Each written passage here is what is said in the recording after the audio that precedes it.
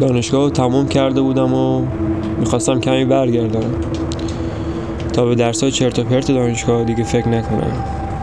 تازه از دوست دخترم هم جدا شده بودم و اصلا حال خوشی نداشتم. فقط نیاز به کمی استراحت داشتم. روی تختم نشسته بودم و رفیقم ساسان یه پیام بهم داد و منم سریع جوابشو دادم. گفت که با چند تا از رفقا میخوایم بریم شمال. تو هم حاضر هستی با همون بیای؟ منم که از خدا خواسته گفتم آره چرا که نه. پس قرارمون شد ساعت 6 فردای صبح ساسان با بقیه رفقا اومدن سمت من. بعد از احوال پرسی و چند تا شوخی دوستانه ساسان بهم گفت برای اینکه دیر نشه بهتره زودتر حرکت کنیم. و خب شروع کردیم به حرکت. تو راه که داشتیم میرفتیم با بچه‌ها حرف زدیم و خندیدیم.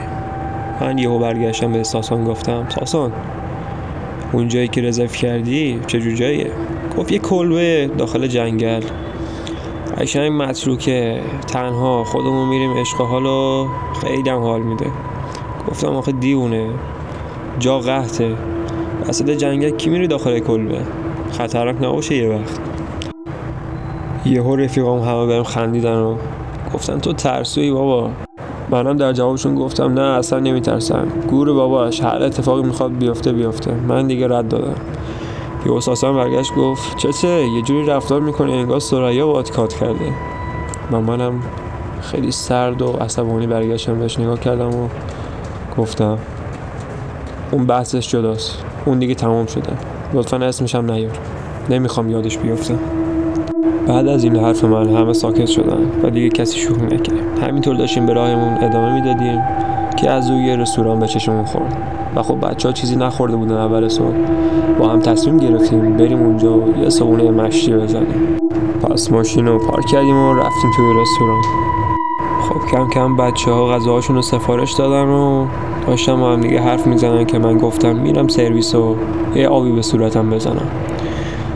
تو همین بین یهو گوشیم زنگ خورد. نگاه کردم و دیدم ثریاست. اولش نخواستم جواب بدم، منتها دیدم خیلی داره زنگ میزنه. جوابشو دادم و گفتم چیه هی بهم زنگ میزنی؟ ما دیگه از هم جدا شدیم. یهو در جوابم گفت من خیلی دوستت دارم، پشیمونم و لطفاً برگرد. اما من گوشی روش قطع کردم و از سرویس اومدم بیرون و یهو دیدم بچه‌ها دارن غذا رو حساب میکنن. بعد گفتم دیوونا به این زودی غذا رو خوردین؟ ساسان برگشت بهم گفت نه عزیزم، غذا رو توی بسته‌بندی میخوایم بذاریم و بریم توی راه بخوریم برای اینکه تایم بیشتری توی مسیر نمونیم و شب اونجا نرسیم. منم گفتم ایول، بالاخره از مغزت استفاده کردیم. خب شروع کردیم به راه افتادن. خب دیگه کم کم غروب شده بود و بابا محل مورد نظر رسیدیم. از دور همه چی خوب بود ولی من خیلی ازش میترسیدم. آخه یه کلبه وسط جنگل، اونم توی این تاریکی، خدا میدونست قرار چه اتفاقاتی واسه اون بیفته. اینا همش توی ذهنم بود البته، ولی خب مثبت فکر کردم و گفتم چیزی نمیشه بابا بخیال. رفتیم بالاخره توی کلبه و بچه‌ها یکم استراحت کردن و ما کلبه رو چیدیم و مشغول شام خوردن بودیم. بعد شامو خوردیم و نشستیم با بچه‌ها خاطرات دانشگاه رو تعریف کردیم و کلی خندیدیم. ولی یهو حس کردم یه سایه سنگینی یا یه نگاه سنگینی از بیرون کلبه داشت ما رو نگاه میکرد. به ساسان گفتم ولی ساسان گفت زیاد جدی نگیر، حتما توهمی شدی، بالاخره بیرون ترسناکه و تو هم ترسیدی. فردا صبح از اینجا میریم، خیالت راحت رفیق. گفتم باشه اوکی. بعد از شام خوردن بچه‌ها تصمیم گرفتن که بخوابن، ولی من و ساسان بیدار بودیم. تا دقایقی با هم حرف زدیم و بالاخره ساسان تصمیم گرفت که بره بخوابه. کمی نگذشته بود که یهو من یه صدای جیغ و ترسناک از بیرون شنیدم. بعد سریع رفتم به ساسان گفتم ساسان. گفت چی شده؟ چرا انقدر هولی؟ ترسیدی؟ گفتم یکی بیرون داره جیغ میزنه، بریم کمکش حداقل. گفت برو توهم زدیم. گفتم نه باور کن من شنیدم صدا شد. گفت باشه خیلی خوب، به 2 چراغ برداریم بریم بیرون با هم ببینیم چیه مشکل، صدا کجا اومده. خلاصه رفتیم بیرون و کلی با ترس و دلهره تو اون جنگل تاریکی اصلا معلوم نیست صدا واسه چی بود داشتیم میگشتیم. همینجوری رفتیم چیزی پیدا نکردیم. به ساسان گفتم ساسان دیگه فکر کنم دیگه کافیه برگردیم. گفت آره منم باهات موافقم. داشتیم برمیگشتیم که یهو یه صدای غرش ترسناک اومد و ما وحشت زده شدیم و داشتیم فرار میکردیم. اما هرچی فرار میکردیم انگار اون داشت بهمون نزدیکتر میشد و سرعتش خیلی زیاد بود. تو همین حین راه کلبرم فراموش کرده بودیم و گم شده بودیم تقریبا.